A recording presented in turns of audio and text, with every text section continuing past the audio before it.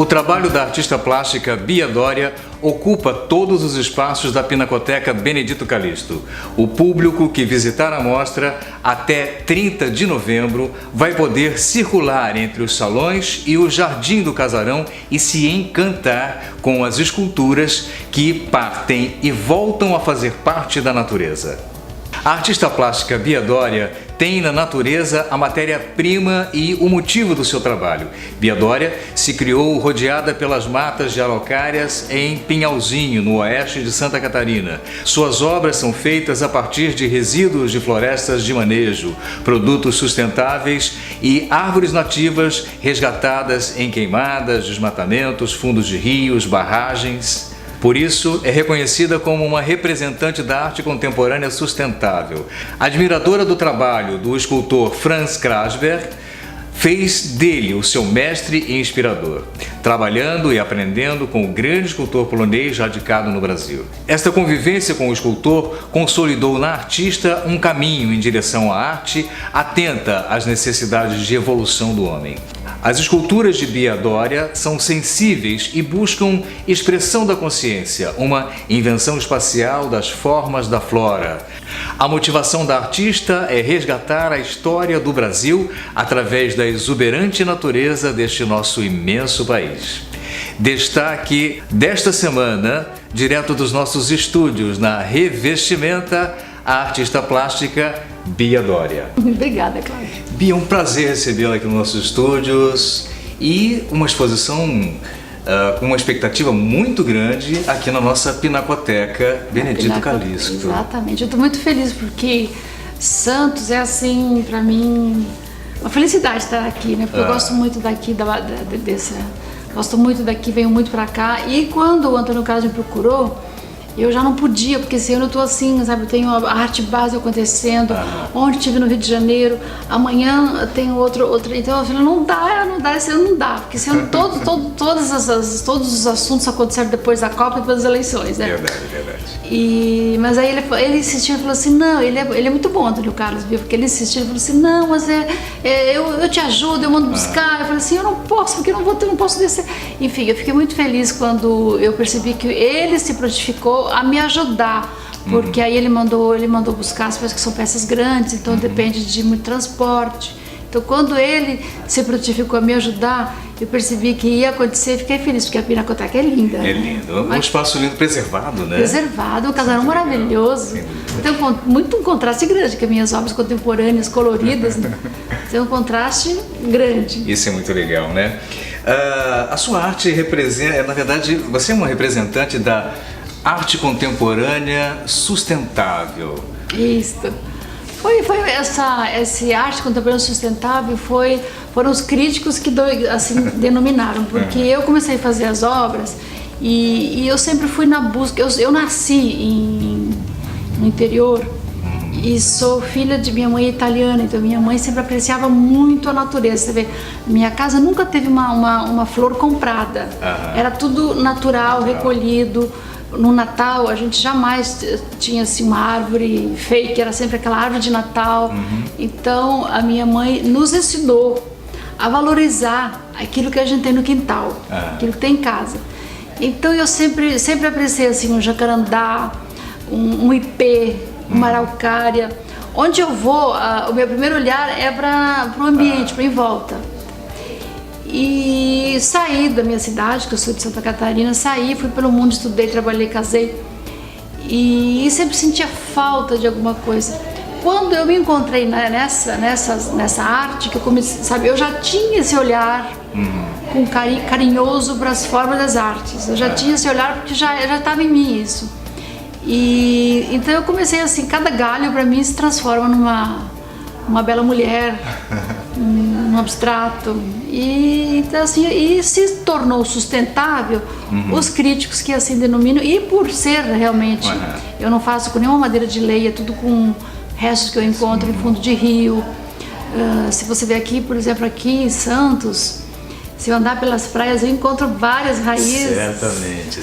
Sabe, raízes que o mar traz, que rio, e a minha arte não dá para ser feita com madeira verde, por exemplo. Eu jamais conseguiria fazer com madeira de lei. porque eu dependo das formas, e as formas nunca é no tronco, é sempre nos galhos, nas raízes. É um olhar muito peculiar, né, sobre essa natureza que está morta, né, e que você traz, né, com um vigor muito interessante, né, e diferente. Eu tenho uns homens que me ajudam, e eles falam assim, ai, dona Bia, só a senhora para ter essa energia para carregar esse tronco. Me conta um pouquinho desse seu encontro, essa relação com Franz Kreuzberg. Muita gente, ao ver sua obra, vê uma identidade. Eu, aliás, eu carrego esse estigma, esse nome todos os dias. É assim, o Franz acho que foi o pioneiro primeiro em falar de preservação, em revolta contra o desmatamento, em conservação da floresta atlântica. Acho que ele foi o pioneiro, porque ele já está nisso há 50 anos. Ele hoje tem 96 anos. E eu nunca tinha ouvido falar, porque na cidade onde eu nasci, que é no oeste de Santa Catarina, não tem museus, não tem galerias de arte. Então o conhecimento que eu tinha de arte era assim, ou as formas religiosas, né, que eram as santas, os quadros, tá? E eu não tinha assim, eu tinha da minha mãe, que era italiana, mas assim, ela muito limitada, porque nos meus tempos não tinha internet, né? Então eu comecei a fazer quando eu aflorei para a arte, eu fui fazendo e não era algo comercial. Eu ia fazendo e ia dando de presente para uma amiga, ia dando sabe, no Natal eu deixava várias prontas e presenteava em aniversário. E as pessoas, quando ganhavam de presente, falavam assim, nossa, parece um Kreuzberg. E eu ia ouvindo aquilo, até que um dia eu me deparei com um Kreuzberg. E quando eu olhei aquele Kreuzberg, eu falei, gente, mas isso parece algo que eu gosto. Sabe quando você vê algo assim, é minha metade, minha identidade, sabe? E era uma raiz, numa parede. Aí eu fui lá, escrevi, porque é difícil escrever Kreuzberg, tem várias letras. Escrevi, coloquei do lado, vários dias depois eu coloquei no Google. E para minha surpresa era algo assim maravilhoso. Eu fui me deliciando, quanto mais eu via, mais me deliciava. Aí eu procurei, e ali nós fizemos uma grande amizade, eu me virei discípula dele, e ele hoje é meu grande mestre. E tem uma diferença grande, vale lembrar. Eu ia lembrar isso. Mas... Enquanto ele vai para uma coisa mais escura, sempre, né, ele traz isso. Você, ao contrário, né, essas peças que a gente não vê, talvez não enxergasse vida, você encontra essa vida e transmite isso na tua arte, né? Veja bem, o Franz tem muito arraigado ele vem da guerra, ele é descendente da guerra, ele sobreviveu forragido de Auschwitz, ele perdeu a família toda, então ele é um homem muito triste, né? Ele não gosta de gente, então ele se isola. E quando ele começou com esse movimento de revolta contra o desmatamento, isso há muitos anos atrás, ele emplacou ou fez a marca dele como, sabe, a madeira queimada, aquela coisa triste. E eu já gosto da vida. Então, por exemplo, se eu encontro um galho caído, cheio de formiga, cheio de cupim, eu limpo, eu trato, eu lavo, eu procuro lixar até vir os veios da madeira, sabe? Então tem uma diferença nesse sentido. Verdade. Que eu dou vida e ele tem, mas é porque a obra dele é assim, e ele é assim.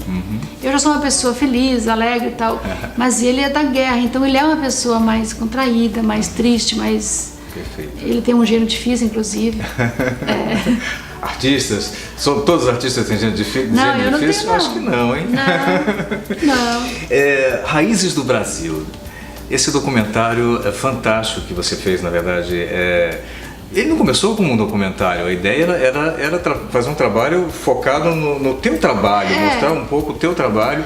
Ele se transforma num documentário super interessante, né? O diretor que estava fazendo, ele falou assim, Bia, eu quero fazer um documentário do teu trabalho, o Val, que é o diretor da Cine, um diretor de cinema maravilhoso.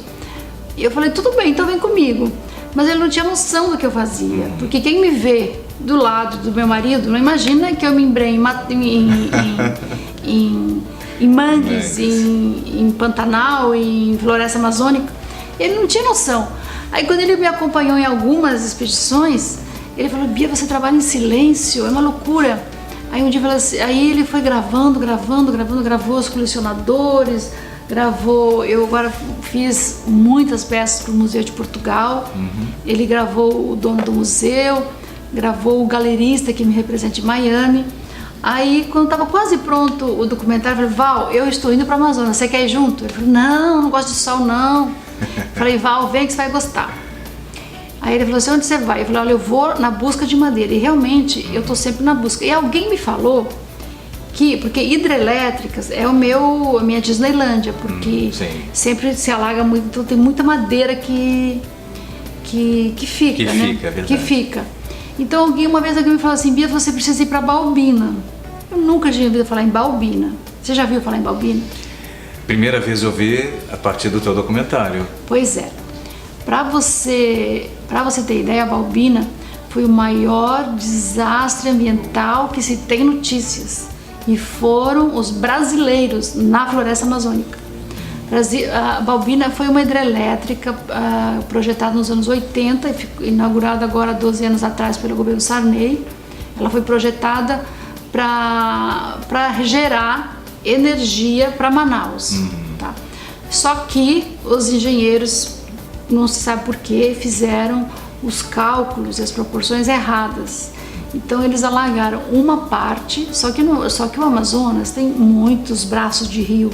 Então a usina foi construída no rio Atumã, que fica no município de Presidente Figueiredo, mais ou menos 300 quilômetros de Manaus. Então você sai de Manaus e você vai floresta adentro. De repente você chega num local que é um imenso lago. Ali está a Balbina. Só que aí está a hidrelétrica e ela gera muita pouca energia, nem para o município de Presidente Figueiredo, que é um município minúsculo. Puxa. Só tem ribeirinhas pescadores, índios e tal. Aí era também para gerar energia em Manaus, não gera nada de energia para Manaus. Fizeram os cálculos errados, enfim. E na hora que fecharam a barragem do rio Atumã, começou a alagar e se afundou, alagou, ficou embaixo da água, milhões e milhões de quilômetros de floresta virgem, com bichos, com índios. Então, quando eu cheguei lá, o Val, que o diretor, quase pirou. Ele falou assim, Bia, e tem mais, você não consegue entrar lá assim, é difícil, você tem que ter uma autorização, que é fechado pela Polícia Federal. Tem os policiais, para você passar com câmera, você tem que assinar, Então foi um processo complicado para entrar com as câmeras, tá? Porque é meio que escondido. Quando nós entramos e pegamos um barco e andamos pelo lago, nós nos deparamos com a floresta inteira, só com as pontas para fora. Poxa. Aí foi feito todo o documentário em cima disso. Que legal, que interessante. Bom, é na verdade um grito sobre, né, um alerta, né, sobre o que a gente está fazendo com o nosso planeta, Exatamente. Né? Tudo que a gente está sentindo hoje, até vivenciando aqui em São Paulo, essa seca absurda, né? Essa seca é exatamente por causa do desmatamento. Não é falta de investimento do governador, que você falou muito na política. Pode até ser que seja um pouco. Porque eu, por exemplo, já me encontrei com o Alckmin e falei para ele, governador, vamos chamar as crianças das escolas e vamos fazer um reflorestamento em volta das bacias, porque nós temos que resgatar as bacias as bacias, né? Então isso só com reflorestamento. E como se desmata muito lá em cima, já tem um estudo que influencia o planeta inteiro, né? Não é só aqui. O planeta inteiro. Aqui a gente começou a sentir isso. E esses reflexos, né? Aqui em Santos também?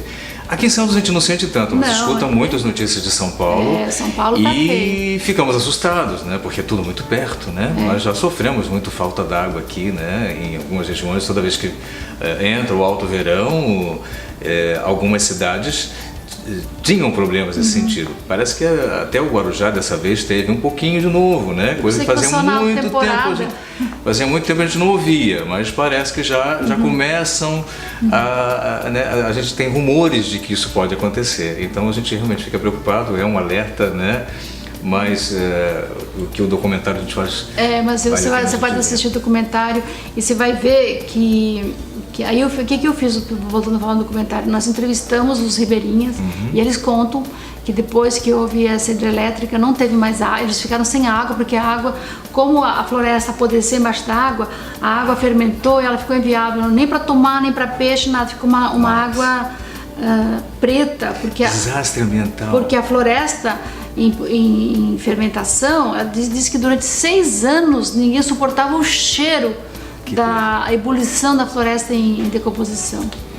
E é muito forte. Se você um dia tiver, se você procurar no Google, tem pouquíssimas informações, só de pescadores, porque tem uma parte, a parte de cima do rio, que como não houve mais a Iracema, né? Não aconteceu mais isso, então a região só é conhecida por pescadores, porque tem uns peixes gigantes, então, mas a parte de cima, onde não tem a floresta alagada, onde tem a floresta alagada, que é do outro lado, não tem nada, é um lago parado com todos os paliteiros. Que coisa, né? E como eu não consegui